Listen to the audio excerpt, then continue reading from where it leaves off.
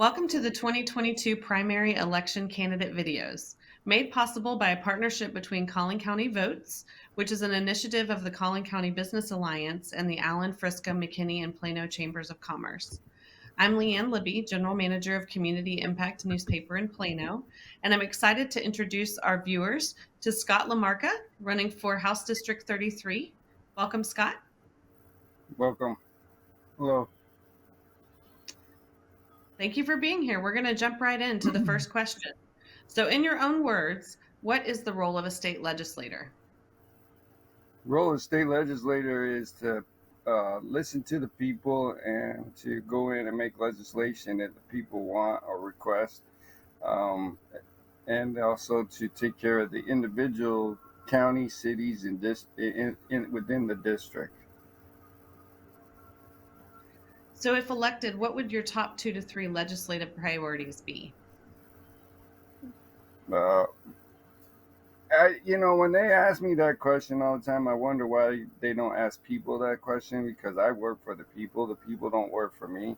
I need to hear what the people want, and I need to make what the people want happen. That's what my job is as a legislator, and that's the problem with the legislators now. They think that because they hear the people's voice, that they don't misunderstand what that means. That means you listen to the people and you make what the people want happen. You don't choose for the people. And so mine would be border security, which I hear from the people all the time. Uh, Property tax, I hear another one. That's another one that they always talk about. And so whatever I hear from the people is what I would be my priorities. Great. Well, Collin County is one of the fastest growing in the country. What are your thoughts on the growth to date, and what would your priorities be going forward? Say that again. So, talking about the growth of Collin County, so more people moving to the area, it's one of the fastest growing counties in the country. So, what are your thoughts about that growth, and what would your priorities be going forward? Well, my priorities are, once again, as I said, my priorities are what the demands of the people are, what they need, what what what they need, and what they're requesting. I need to listen to the people, and that's the thing.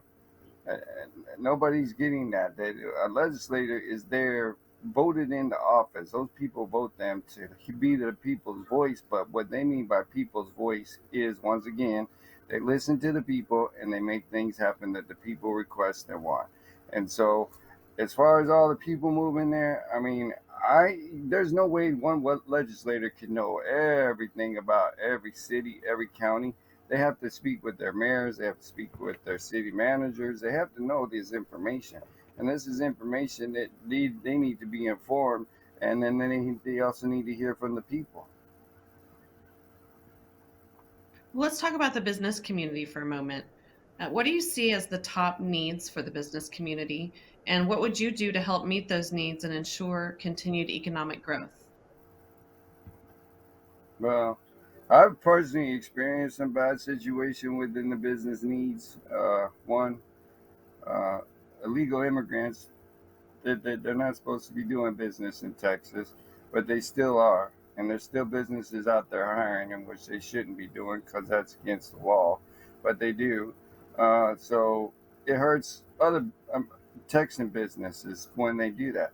I know that firsthand because one, I had a construction company, and I experienced it during the Obama situation with all the illegal immigrants. It's very hard to compete with them because they charge such a low rate that you have all these extra expenses a Texan uh, business owner, that it's hard to compete with their prices.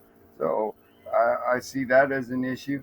I see foreign business owners like the one that I'm currently dealing with right now, that actually lives in Singapore, India, but owns a company here in Texas, and doesn't follow Texas law, doesn't follow the rules and regulations.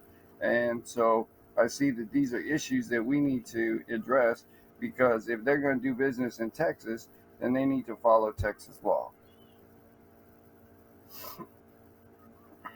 What do you see as the biggest transportation issue facing the county, and how would you address it? Transportation. Hmm. Mobility, traffic. That was something I have to further look into. I can't answer that question because I don't have all the details to that. So, honestly and truthfully, that would be something that I would have to look further into before I can just make a decision. Okay, fair enough. Well, so back to the business community for a moment. Many of the organizations representing businesses and businesses themselves are promoting equity and diversity through hiring practices, programs, and their community investments. So, because Collin County is such a diverse area in every sense of the word, can you talk about what equity and diversity mean to you? Mm, can I talk about it? Well, the thing about Collin County is you do have a very wide, and I know that I've seen a lot of foreign business owners or owners that have come across recently that I knew before were American business owners, but now have been sold off to foreign business owners.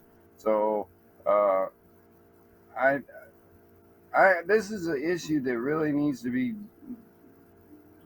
dealt dealt with and looked at very hard, because when you have federal government that allows them to just cross into the border and they take over and they get all this money from the federal government, they buy these businesses and things of that sort. They're really not here legally. They're not here done by the actual federal government's constitution, or I mean by the law of how to legally enter the United States. And so we have a lot of issues. That's why border security and this getting our border is taken care of first before any of these other priorities that you're mentioning. Because this will help the business owners. If we can close down the border and we can stop them from infiltrating our country or our state, then this will help the business owners.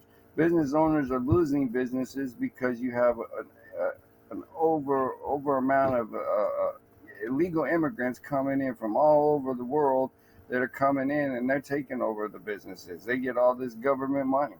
They have all this government money that Biden's offering them, and they can buy businesses. They can do a lot of things with it. And it's not fair to Texas. All right, so last question. If you were talking to someone from outside of Collin County and they were maybe thinking of moving to Collin County or moving their business here, what would be your 30-second elevator pitch?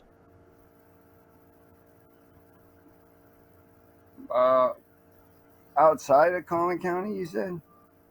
Yeah, they don't live here now, but they're thinking of moving here or maybe moving their business here. And what would you tell them about the county as to why they should or shouldn't do that?